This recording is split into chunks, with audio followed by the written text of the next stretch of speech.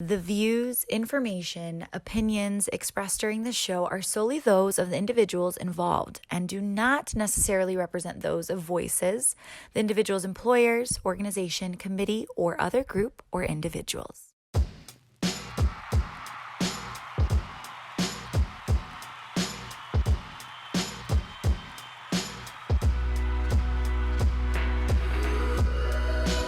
This is Voices, a space where we get to bravely share our truth, stories, experiences, and art.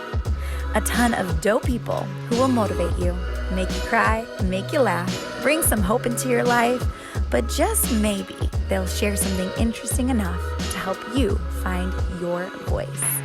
Welcome to Voices. To Michael. As a mixture of words, a crafter of ideas, I like to pretend that I can turn a phrase at the drop of a hat. But right now, on this eve before the dawn of our new life, this marker of the beginning of our whole life, all I can say is, wow, we did that. Hell yeah, we did that.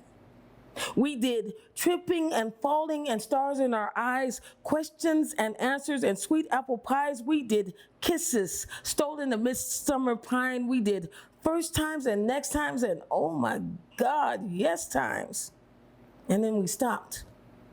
We gathered ourselves after the storm and discovered love lying there amongst the remains. We ventured out into the world. You took the measure of me and saw that I was solid. I took the pleasure of you and saw that you were lovely. And then we were joined indelibly, forever. We did more, always you and me against the world. We paused and longed for another, younger us to become three. But my brokenness from all my yesterdays never healed, and for a time, we grieved that we could only be two. Until one day, the flipped scripted on us, and then we were four against the world. And then we did more. We remained us, but never lost you and me. We've mapped our travels around the sun 40 times so far, 40 years in love. We were young and then not. Every passing year, we discover new aches and unfold new varieties of our devotion. I revel in each white hair you sprout. I get lost in each new wrinkle. You push me to do things I never thought I could, like writing and rhyme, never thought that I would, but I'll stop there so you know that I speak truth. Your heart is my heart. Your breath is my breath. You are the love of my life. You are the mate of my soul. Your song is my poem, and I will forever write in the key of you. Love you, baby. Hey guys, I'm Lexirosa.poet. Welcome to Voices. I'm here with an awesome special guest, Rose. Rose, introduce yourself. You are amazing, talented in so many ways. You might know Rose as a motorcyclist. Mm-hmm. You might know Rose as a poet.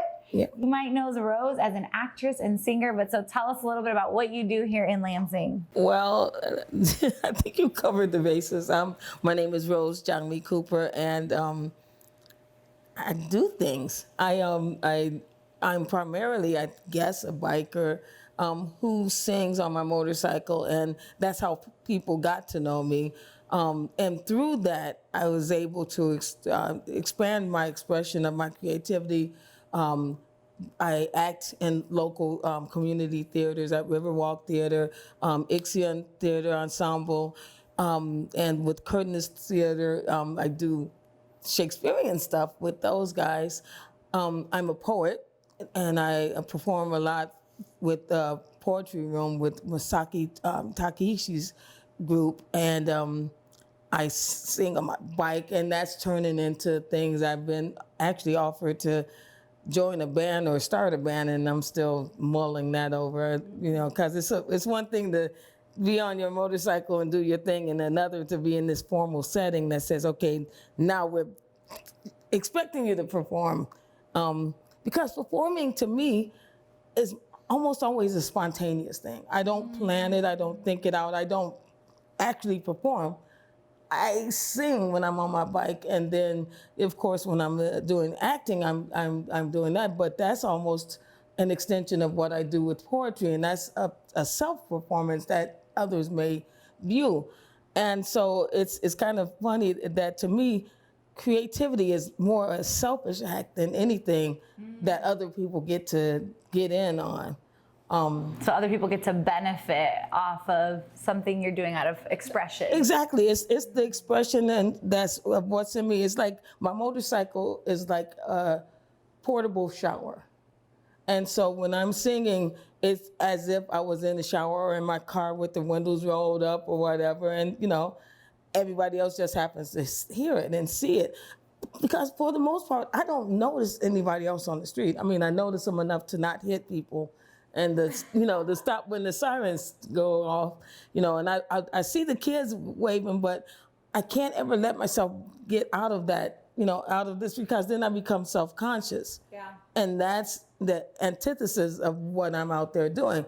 My singing, because I'm singing, it's me just emoting, expressing. And if I become self-conscious, then I'll stop. And I've noticed that when my husband just got a trike, Harley Davidson trike that's really nice. Got this booming sound system. And I'm playing it without having the earbuds in. And I'm singing, I'm like, this is a whole different thing for me. So I think I'm gonna go back to my earbuds and just sing, because it does become a performance at that point. So it's weird that I think my most pure expression of myself is when I'm on my motorcycle, because that's just me and my voice and my God just having a good time together. Who would have thought that it would bring so many people joy too? That there would be articles about it. It's just so weird. Like I still don't. I can never get used to it, and I think that's a good thing, because when you start getting used to that, you start wondering what happened when you don't get that, that instant affirmation, that ego stroke, and then B, you start believing your own hype, and I think that's really the death of a creative person. That's when they become othered, and I don't want to be othered. I want to always be pure in what I do. That leads perfectly into what we're going to talk about today. Okay. So I think many people know you in many different facets, but you're here today to talk about longevity. Yes. Longevity, and I love that you said, like, that's the death of things. So let's first start off by talking about longevity of marriage. Yes. And I think this is going to be exciting for people to get to know you personally. Your poetry piece, you talked about from young to old. You talked about every wrinkle and still loving through that. Walk me through your marriage and how it's been 40 years.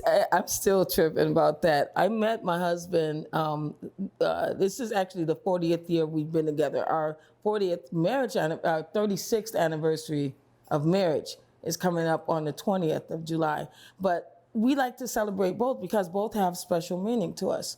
So I met Michael on my very first day at college at Oakland University, where I was a freshman, he was a junior, he was an RA, and I was so naive. I had no clue about anything. I was walking into a TV lounge, he was walking out, he hit me and literally knocked me off my feet. I was hit and I was down on the ground looking up, and it's like the sun was shining. I mean, I could still see that. This is so theatrical. It's so deep, because I'm looking up and the sun just lightning, and it's like, and I couldn't hear anything. My ears were just pounding, and he said, "I'm sorry, can I help you up?" And I was like, "Okay, whatever." So, and wait, so when you were on the ground, you were like, "I like you, you're good looking," or you were like, "No, that hurt"? No, I didn't even feel anything. I was completely shook. I have never had that kind of experience before. It felt like I was hit by lightning. And all I could see was him. And we've been together ever since. We went on our first date that Friday, and that was it for me. I met my first man, my first day of school, and what else can you do, So we've been together ever since that. And the thing, people always ask me, what's the secret? And I always come up with some flippant answer. But I think the important thing about longevity is realizing that it's long.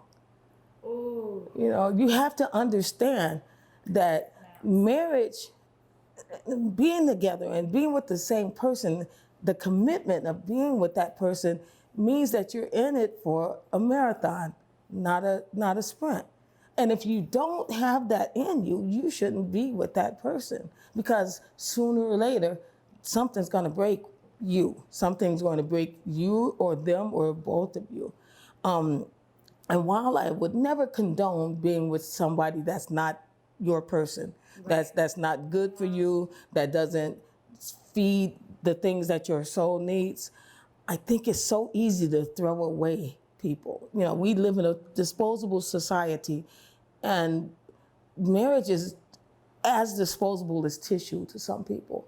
You know, you use it up, it's gone, let's go with something else. And I'm all for dating and figuring out who you need to be with or whatever. For me, I didn't have to think about it. I didn't have to worry about it, because there was something there from the beginning. Everybody around us could see it. My parents could see it. Everybody could see it except Michael, and then he figured it out, you know, that first year we were together. And he did really see that, yeah, this is the one. And I saw it almost from the beginning. But the thing you have to understand is that if you're just expecting this to be roses and sunshine and flowers and, you know, good times and romance all the time, you will be sorely, sorely, sorely disappointed. But the good thing is that what's there after all that fades, if it's solid, it remains. And that's why we're together now. I mean, I fight this man tooth and nail sometimes. You know, sometimes he's like so complacent and I get to do whatever I want to do. And then sometimes he's like, I don't want that color. Why? But every day I get to wake up with him is just such a blessing to me. And, you know, to have had it for 40 years and counting, I can't think of anything better. And to me, that's the secret of it, knowing that that person is going to be there every day for the rest of your life, and knowing it in your heart that it's going to stay there. It's not a maybe. It's not a if things work out. It's not, you know, like let's roll the dice and see what happens. It is almost a guarantee. And when you feel that, you'll work toward it. So you keep talking about a feeling.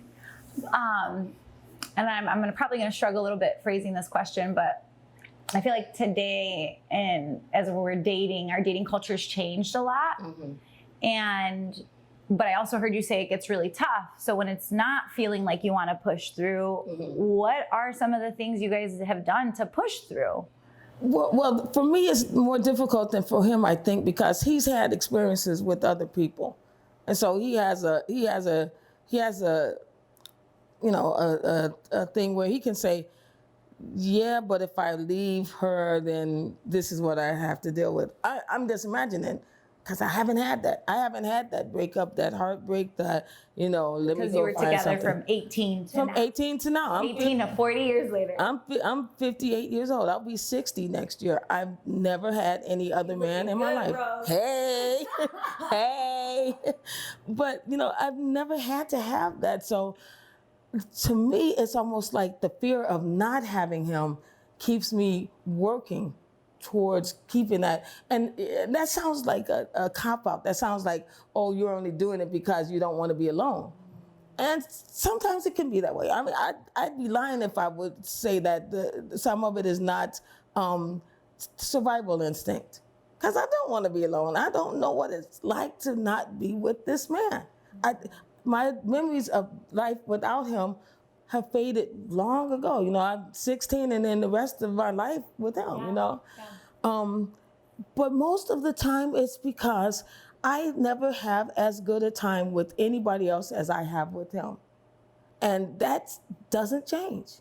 But the thing too to remember is there's a saying, and I can't say this is true or not. I mean, it may just be some sexist thing that somebody made up.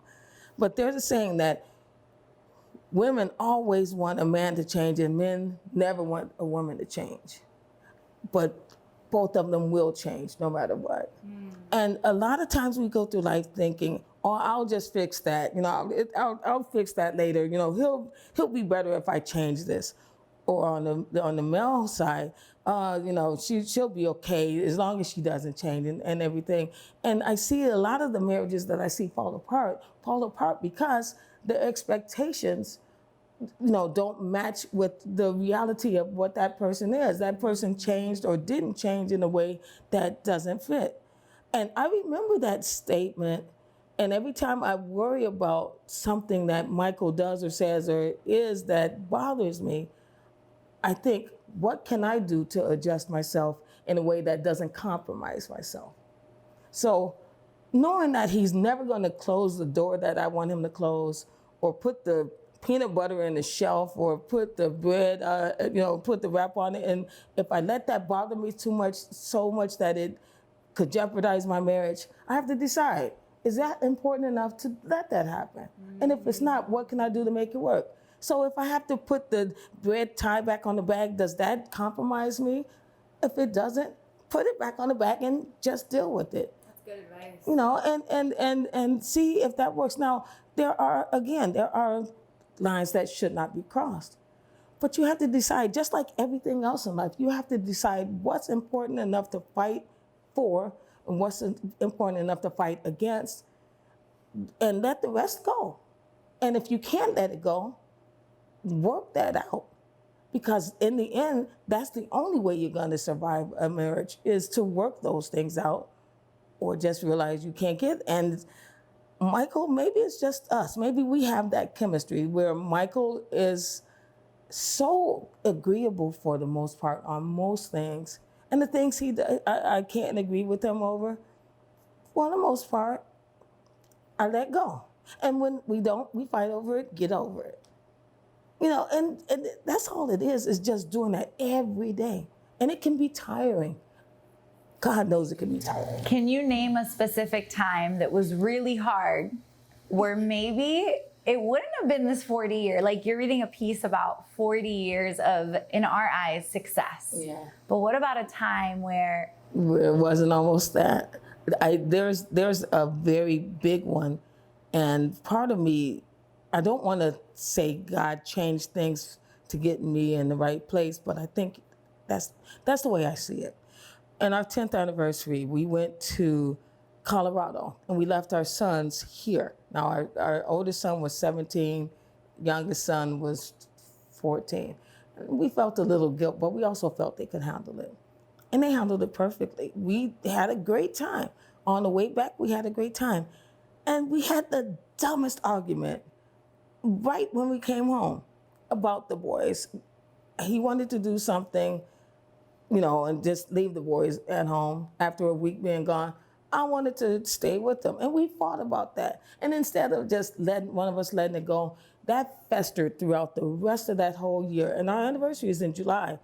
We were still fighting about stupid things like that in December. And it really looked like that break was coming.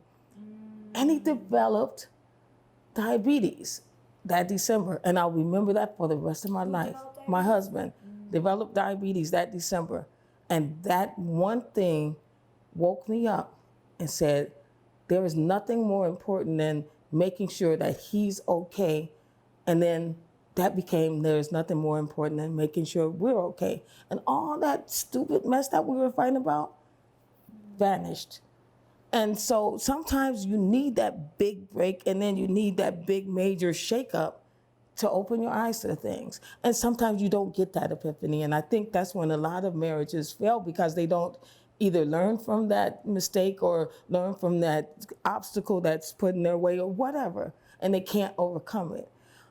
And we did. And it really was just one day things were bad, and the next day I knew I had to be there with him. And we've been fighting that fight since 1995 with diabetes, but we're fighting it as Team Cooper. And as long as we are a Team Cooper, and we remind each other of that, we're still Team Cooper, right? It's us against them, right? Then we're good. I feel like you've given a lot of relationship advice. I feel like we got a lot of nuggets for longevity. But talk to me. So I'm switching gears a little bit. I feel like people that love the relationship talk are like, no. Switching gears a little bit. Talk to me about how you've been able to remain even that longevity aspect in your creative world. It's a very similar philosophy. When you're 18, you have all these ideas, and then when you're 28, life changes things, molds you, makes you different. When you're 40, when you're 50, things are always changing, always evolving. Our marriage has evolved, and just like the marriage, so has my creative side. My poetry now as a 58-year-old woman is vastly different than it was at 18. I mean, I've lived through things that 18-year-old Rose wouldn't have any clue about. And so a lot of the angst that I was going through, some of it because I couldn't have a child, and then now I have grandchildren even though I couldn't have a child, because I learned to shift my view on what it meant to be a mother and a grandmother, and I can speak to that in a different way. So it's all about letting your worldview inform your creativity and vice versa, letting your creativity inform your worldview. And the only way to survive, I think, to have longevity on the creative side, whether it's acting, singing, whatever you do creatively, is to adjust and keep adjusting. Never lose sight of who you are at the core. I am always going to be a specific type of poet. I'm never going to sing a song about how my man done me wrong, because I have no concept of what that feels like. I would be a fool to get up there. Even acting, I have to be careful not to put myself in a role, or let myself be put in a role that's completely not me, because I wouldn't have any idea how to approach it. But especially when you are in control of what you're creating, it's really important to just say, how does what I do every day make this real for me? And when it's real for you as the artist, it's going to be real for your audience. And as long as that remains the same, that's going to be what keeps you going. You know, that's what keeps Carol Burnett. Like, I was a kid when she first came, and she's still Betty White, right? Whoever thought a 99-year-old woman would have the attention of all of America? But the longevity stays because you adjust through the ages, and you become everything you need to become as you get there. Back to that struggles question, because I want that overcoming. How do you overcome not adapting too much to the world? Yeah, that has been an issue with a lot of artists, especially, dealing with the pandemic, having to, you lose your artistry when you don't have a chance to perform. But a lot of people adjust it that way, where you're on stage. Make the stage come to you. Do Zoom kind of performances, interactive kind of things. Go out in the world and just perform on the street. Do something different that then can also then make you reevaluate where you are as an artist, as a person, just by making that one change. And sometimes you just have to understand that you're going to be blocked. I have had horrible writer's block. I haven't written anything in a long time until my 40 piece. And that was just like easy because it was all about my marriage, about my relationship with my husband. So sometimes you just have to let go of having to feel like you're forced to be a performer, and just go back to your roots. What is so important that you have to express yourself? And when you find that, you will express yourself when it's the right time. If it's not the right time, you're going to sit there and think about it for a while. Go do something else. Go have some tea. Go watch some kids play. And sooner or later, it will come to you. As long as you're not under that deadline that you have to have something right now, you'll be okay. I feel like the key thing I'm hearing is patience. Patience goes along with longevity. You cannot have longevity if you don't have patience. I mean, how can you? If you're talking about long run things, I've been with my husband for 40 years. That's the epitome of patience. If you didn't have that patience, you couldn't handle it. I look at a lot of the young people, even a lot of the older adults. I'm like, yeah, you couldn't handle this. You go ahead and have your date. Do your date thing. Enjoy that. And I do not at all, speak badly of people who are dating, because that must be fun. I wonder what it's like. I haven't been on a first date in 40 years. I don't know. Tell me what that's like. How does that work? I don't know. Why is longevity important in what people do instead of jumping around from relationship to relationship or career to career? It's interesting, because I don't know if it's better or worse, because I don't know that life. People that have had career to career to career have a good life too. I'm not saying one's better than the other, but you make your mark in your life by what you leave behind. And if what you leave behind as little bits and nuggets of you in different places, that's cool. My life is going to be marked by the big chunks of me that were left in different spaces, I believe. I hope that what happens in the next 5 minutes isn't what my life is going to be about. But I believe that the big chunks that I've left in big places or in small places will define to people what I've been to them.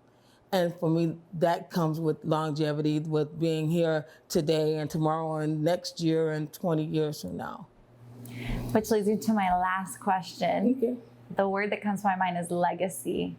What legacy do you hope that Rose leaves for this world? I hope that if people remember me by nothing else, they remember that I try to have joy. I try to bring joy, but more than anything, I can't make you joyous. I can be joyous and project it on you, and you can join in my joy. I can't make you happy. I can just surround you with what I have, and hopefully that some of that rubs off on you. And if that's what I leave for people, I'm good. This episode of Voices has been brought to you by Blue Owl Coffee and Vision Success Marketing and Consulting.